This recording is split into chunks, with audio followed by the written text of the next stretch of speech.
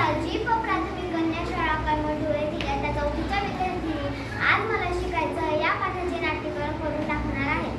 प्रथम मी तुम्हाला स्नेहाविषयी काही माहिती सांगणार आहे. स्नेहा ही खूप हुशार मुलगी होती.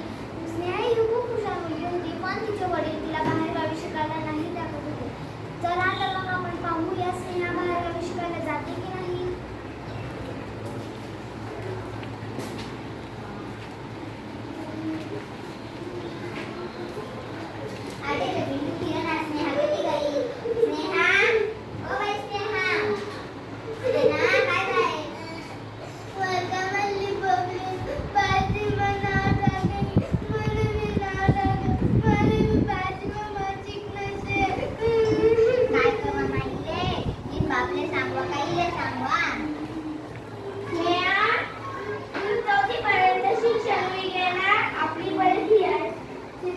अशी गरिबी निशे आते घरमा बसाना आणि दाखला बावले समायानो दादाला सांगा शिकू द्या.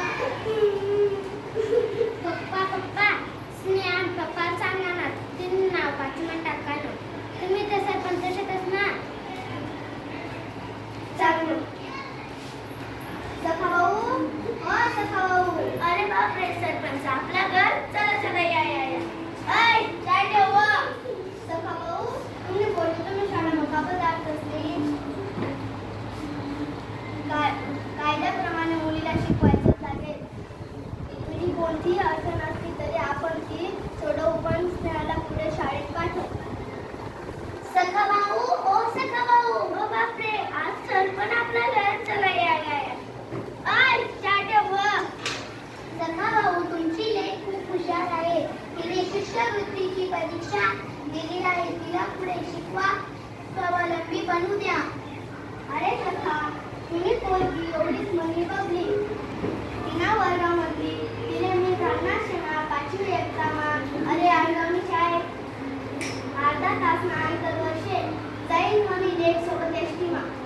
अहो सखा भाऊ तुम्हाला माहिती आहे का आपल्या जिल्ह्याच्या जिल्हाधिकारी एक महिला आहे. तालुक्याच्या पोलीस स्टेशनला इन्स्पेक्टर म्हणून एक महिलाच आहे. आपल्या शेजारच्या गल्लीतल्या दामू अण्णा यांची लेक डॉक्टर झाली. तुम्हाला तर माहितीच आहे ना. असे किती उदाहरणं द्यायची. आता कित्येक मुली डॉक्टर इंजिनियर वकील झाल्या. तुमच्यासारखा जर त्यांच्या पालकांनी विचार केला असता आज त्या मुली झाल्या असत्या का डॉक्टर किंवा वकील. सर तुमनं म्हणणं बरोबर शे. आपण शिक्षण नको मनी जाते कच्छ करसू मनी रगत न पाणी करसू आणि मनी लेकले शिकाडू. मग आता स्नेहा बाहेर गावी शिकायला जाणार आहे आणि शिकून मोठी होणार आहे. धन्यवाद.